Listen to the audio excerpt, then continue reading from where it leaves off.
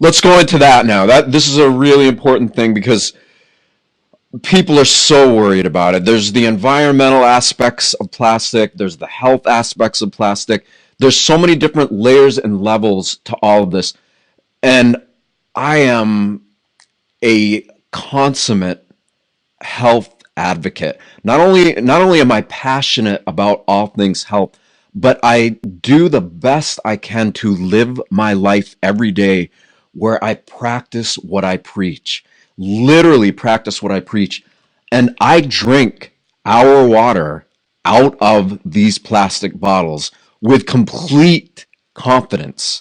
And there's a reason why. There's many reasons why. And let's get into all those reasons why. And let's address it from an environmental perspective too, because sometimes people, every once in a while, a troll will come by and start pointing the finger. Oh, you guys, comparing us to the multinationals out there. So let's break all this down so people can really get it from a smaller and a bigger perspective, so they understand why we do what we do. So I can tell you how to cure the issue, but nobody wants to do it. But here's the biggest thing. We have too much plastic in our life, period, okay? It isn't just water bottles. It's milk bottles, it's orange juice bottles. Look in your refrigerator and find me something that's not in plastic, including the refrigerator itself, including your car, including the clothes you wear. It's everywhere, okay? If you want to cure this, water bottles get attacked because at least you shouldn't be drinking 10 sodas a day, but they're in the same bottle. Right. You drink so much water. We just got done talking about how important it is. You drink so much water that it creates a lot of containers, regardless. I guarantee you 10 glass water bottles is not going to be easy to get rid of either. Yeah. What we need and what we've been advocating for almost 20 years now is a nationwide bottle bill, a nationwide redemption plan for all plastics. Nobody gets a pass. Nobody gets a lobby. No, you don't get to exempt milk bottles. You don't get to exempt ketchup bottles. All plastics are a nickel a package, and you'll redeem about 85%. And the post-consumer PET is the most in-demand product in the world, that they make all kinds of things from it. They can downcycle it to other things. It's just, that's what we need to do. There's only like 11 states that have a bottled water, a redemption program on water. The vast majority of our country, all these plastics go in the garbage. The ketchup, roadside recycling is a waste of time. It has a success rate of like 28%. It doesn't work. Curbside recycling. The only thing that really works is to assign a value to the bottle. You charge a deposit on every plastic container, and they'll all come back out of the waste stream and into recycling centers, and we'll go a long way to curing this issue in the garbage. Now, if people want them in clay pots, I'd be glad to bottle them in clay pots. It just doesn't work well. We initially launched the raw, Tourmaline Spring is the rebranded version of raw water, but we initially launched in glass. What happened? Absolutely. Yeah, it's too expensive.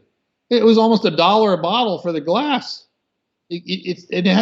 Glass has a heavy footprint, carbon footprint of it, the weight of the glass itself, and handling it and trying to get it to recycling centers. And oh, by the way, other than clear and blue, they don't want any of it.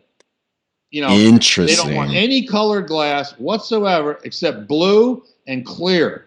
So every green glass bottle you see, they just crush things up, and they sit in these landfills. And if they're lucky, they'll put them in the bottom of a road basin. When they're making new roads, they use them for to stiffen up the gravel. Now they're not recycling any of this stuff. Oh, man. So that's an important thing for people to know, because all the environmentalists who step up and complain and point fingers, and very important to keep that in mind. Yeah. Bottled water, at least in a lot of states, has a redemption value. Show me a ketchup bottle that does. Show me an orange juice bottle that does. Show me a milk bottle. None of them have any redemption value. Maine has a 5 cents on a bottle. We enjoy 85% redemption here. Michigan, that has 10 cents on a bottle, it exceeds 90%. almost all the bottles come back. So, a nickel a bottle would be a good, exchange for. It's a very effective way to get these bottles out of the garbage, and it should be on everything, not just it should be soda, but they'll fight that tooth and nail. And look, correct me if I'm wrong, and I got to be careful what I say here because I don't want to. Weren't you part of a big bottled water oversight agency? Again, I don't want to name any names of it. And you advocated for this, much to their chagrin, right? They were not to the degree that you just backed out.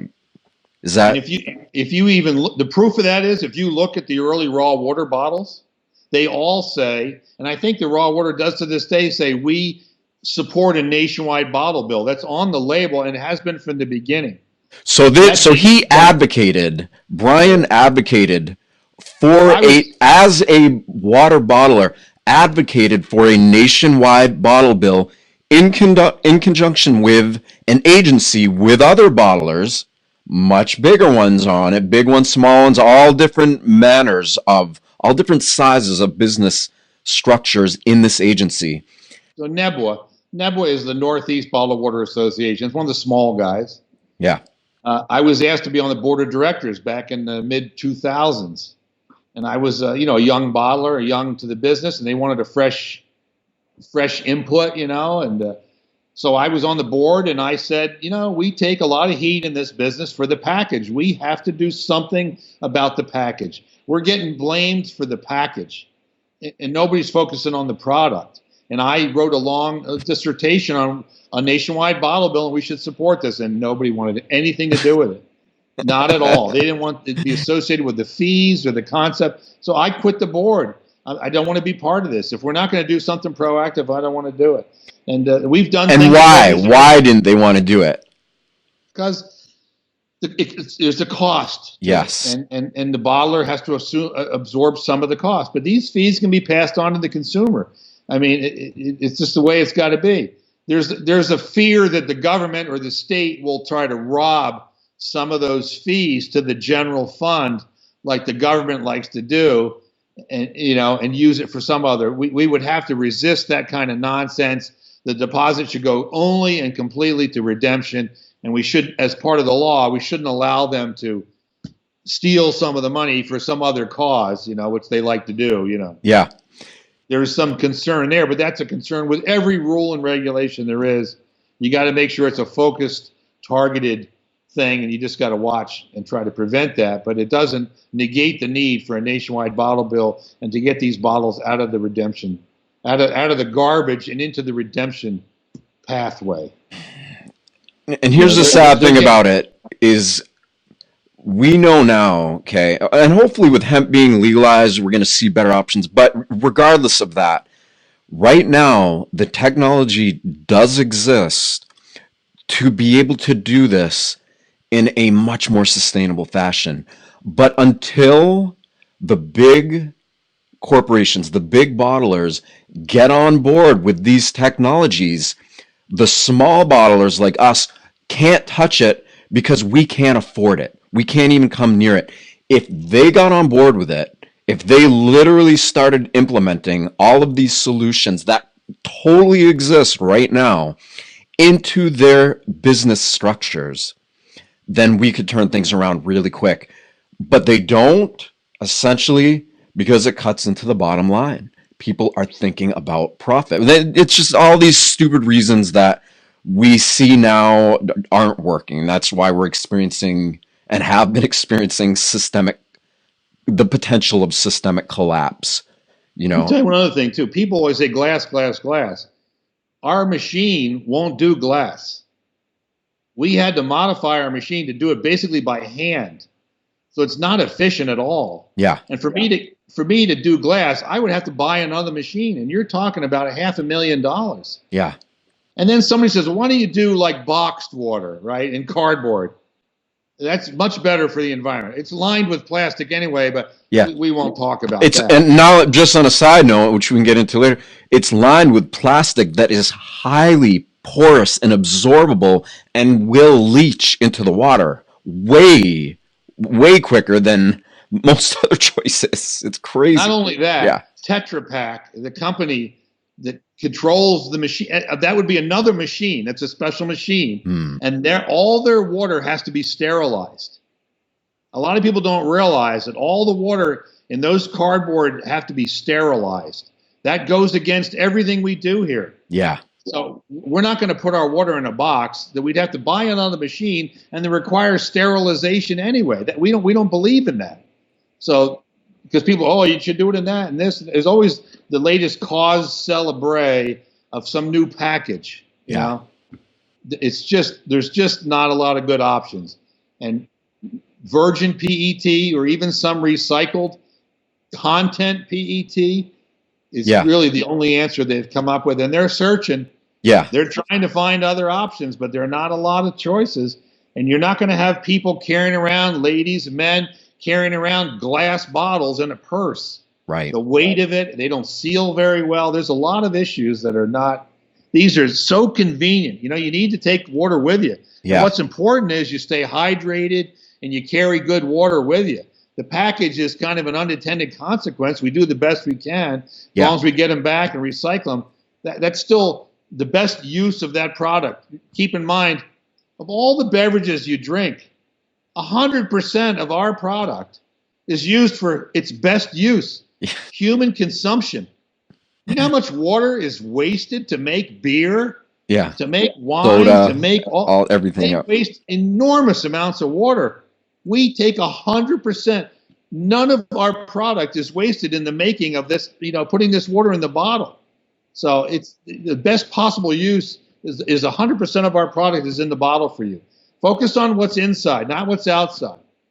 If the outside mattered, Bling would be the most popular water in the world. Yeah. With all those Swarovski crystals on the outside, they'd be the best. Yeah, exactly. Well, and it's interesting. We've had this conversation before.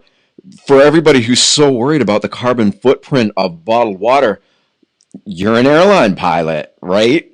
How much fuel gets burned when people want to get on their plane and go dip their toes in a warm sandy beach somewhere, right? Look at all the other, it's amazing how people will point the finger at a 3-person water bottling operation, yet look at how they conduct their lives, the products they use, the places they focus their attention. I gave a speech to the Chamber of Commerce. You want to see a hush fall over the crowd? You could hear a pin dropping up. He said, I'm an airline pilot. I just flew to Aruba. And we burned, I forget what the calculation was now. It was like 10,000 pounds of jet fuel. So you could take your pink little feet and put it in the sand in Aruba. I think we should ban all leisure air travel. I think essential business travel only. What do you think? You want to live in Maine where it's cold? Then keep your ass right here in Maine and stay here. You want to hear a hush fall over the crowd? Why are we burning all this jet fuel in the atmosphere so you can just go on vacation? Who says you need a vacation? Yeah. Walk there. Right? I mean, you want to talk about everybody getting quiet real fast, right? Bet. Whoa, wait a minute here, you know? They love to point the finger, but assigning a moral judgment to these things. Yeah. It's like it's a slippery slope.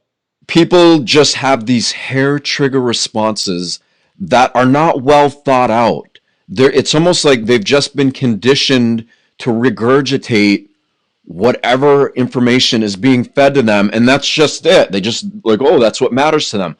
But as soon as you start to go beneath the surface and look at the reality behind these things, you find out that most of us are walking, talking contradictions of everything we pretend to represent. So then the question becomes like, okay, we got to forgive ourselves. We got to realize like, okay, put, rational self-inventory here. What are the major priorities? Air, water, then food. And then from that place, when we've got our health and wellness in check and we're functioning better, we can think better. We can feel more empathy. We can feel better. Everything works better. And from that place, we can start to re-envision and reinvent ourselves according to a model that is more harmonious with nature. Because none of us are living according to the ideal that all the environmentalists and health enthusiasts, spew out there. So just live in a tent. Live in a tent. Don't live in a house. Yeah, go outside. Exactly. So camp under the stars. Yes. Make your own structure. Yeah. And don't use electricity or modern conveniences. Make a fire every night. What we offer is something that nobody in the world has, that we know is so naturally pure that it doesn't even to the hydrogeologist, the water chemist. We have famous water sommeliers who are passionate, like, to all of these people, they get the value of this, including one of the hydrogeologists who came up here up to the spring said, you guys have no idea. This is a guy who's seen thousands and thousands of springs all over the planet. He said, you have no idea how rare it is that water is coming out of the ground this naturally pure. He's like, he goes, let me think about it. He goes, you know what? I think maybe I've only seen one other source in my entire life on the planet that might be this pure, but I don't remember and I have to check. So he can only think of one that might be comparable to this. After 40 years in the business. Yeah, it's that rare. It is literally that rare. So let me just back up a second. I want to say a few things here too, because just to recap some of this, we started with glass, okay, and we found out, and we were doing it by hand. We were hand bottling because everyone's like, oh, we're only going to drink water in glass. We want it in glass. The issues we found were it was really expensive for us because in addition to the cost of the bottle, there's shipping the bottle there, there's the labor of doing it by hand. Then also we're in Maine, where we get, the spring is up on a mountain. The weather, winter comes earlier to that part of Maine than it does, southern Maine or anything else. Glass, when you put it on a truck, it gets cold, it freezes, it breaks, it's the end of it. That is a massive additional cost. So we ran into all of these traps, these pitfalls. Shippers refused. I remember the shippers refused January, February, no glass. We won't accept any glass. It's going to crack. It's going to break. They wouldn't even take it for 2 months of the year or more. And so there's another cost associated with that, is that the packaging required just to hold the glass itself needs to be really beefed up to be able to prevent it from hopefully breaking. So there is so many, and not only that, even all the people like, oh, we're only going to buy it in glass. We don't care what it costs. They didn't buy it. They didn't actually buy it, and we saw them going on the back end and ordering it in the PET. So, and we confronted them in a lot of these shows. Yeah, I confronted a couple ladies that I knew their name and I knew where they lived. Yeah, and the woman said, "I buy nothing but glass." I go, "Oh no, you don't, Margaret. You buy PET. You used to buy glass." She goes, "How do you know?" I said, "Well, you live on such and such a street in Modesto." She goes, "How do you know?" Because I saw the order. Yeah, Margaret. I process your orders. Yeah. Because it's how small a company we are. I know. And like, nothing happens that I don't know about. Exactly. Okay, so that's what. Before you go any further, I want to say one thing. People need to focus on what's inside the bottle. Yes. Imagine if I said to you, Seth, what is your favorite liquor? Okay, let's just hypothetically say it's Glenlivet Scotch. Okay, or your favorite wine. Somebody has a favorite wine, and I go, okay. Here, we'll take this instead. What is this? Well, I made my own wine and I put it in this cardboard thing here for you. But look, the package is so much better. I know it's not Glenlivet and I know it's not this, but trust me, look at the package. I mean, that would be, people would rebel. It'd be ludicrous. You want the product that you want for the way it tastes and the way it's made. Focus on what's inside, not the package, Absolutely. And to that, so that's what our thing with glass was. It just didn't work for us.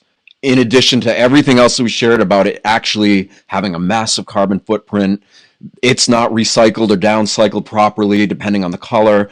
There's just so many variables associated with it. So here, what we do now, we use a heavyweight bottle. Okay, this is a heavyweight PET.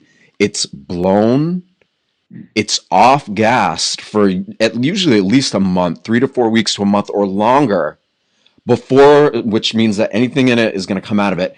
It's certified BPA and BPB free, which actually most people know that doesn't even matter anymore because there's so many other plasticizers. But it's certified free of that. So it's blown, it's off gassed, it's cold filled with the spring water, which comes out of the ground at 46 degrees. And it has been, we've used the same source for 15 years, right? From the same exact source we've used. A lot of other companies, we're not going to name names, they have all their bottle blowing equipment. They blow them right on the spot and fill them while they're still warm. They haven't even off gas and they're filling them with water. So we've used the same source, blown, off gas, cold filled, and we test, okay? We've been testing this for the entire 15 years. We test this water constantly. It's tested once a year for an entire full battery. It's tested every 3 months for a lot of other various things. And it's tested every time we bottle for bacteria and things. So this is so heavily tested, both from the source and as a finished product. And not once has there ever been any phthalates, any plasticizers, any metals, anything that is inherently in plastic has ever showed up in any of our tests. But, okay, there's a caveat to this. The water needs to be stored like you would a wine. It needs to be kept. This water's been underground in the dark forever, essentially. So when it comes out of the ground, it is put into these bottles. It is put into cardboard boxes that further protect it from light, and it should remain that way. Because the heat isn't so much the destroyer of the structure and integrity of the water as is light. Light will begin to break things down and vibrate. So that's the most important thing. If this is kept in the dark, what you get in the bottle is going to be what comes out of the ground. So I just wanted to get all that in and say that. With intention. With intention, yes. Like you would have found it. Refrigerators are what, 35 degrees, something like that? It's in the ground at 46 or so. That's the core temperature down there, and it emanates basically at the same temperature. So we want to keep it like it was, 46 degrees. So that's cool. It doesn't have to be refrigerated. It just needs to be cool and dark, like it is underground. I am going to passionately and shamelessly plug our companies because they deserve it. People need to know about this water. They need to try this water. They need to become part of the already well-established small customer base that we have and find out what they know and find out why they keep reordering from us. You've had customers for the entire time you've owned the business. And before. I've had customers that were with the woman before me that have been customers for 40 years. We've had customers that had children had allergies on inhalers that they drink our water, they stop. They don't need them anymore. We will change your life. We will improve your life, guaranteed. Just try it for a week or so and try to go back to something else. So please go to the website, tourmalinespring.com. We sell water on there. You want to order pallets of water. We have lots of families and people around the country who will order by the pallet. So that way, like 3 or 4 families will chip in together. They'll pay for the pallet. Then you can get water for a lot cheaper.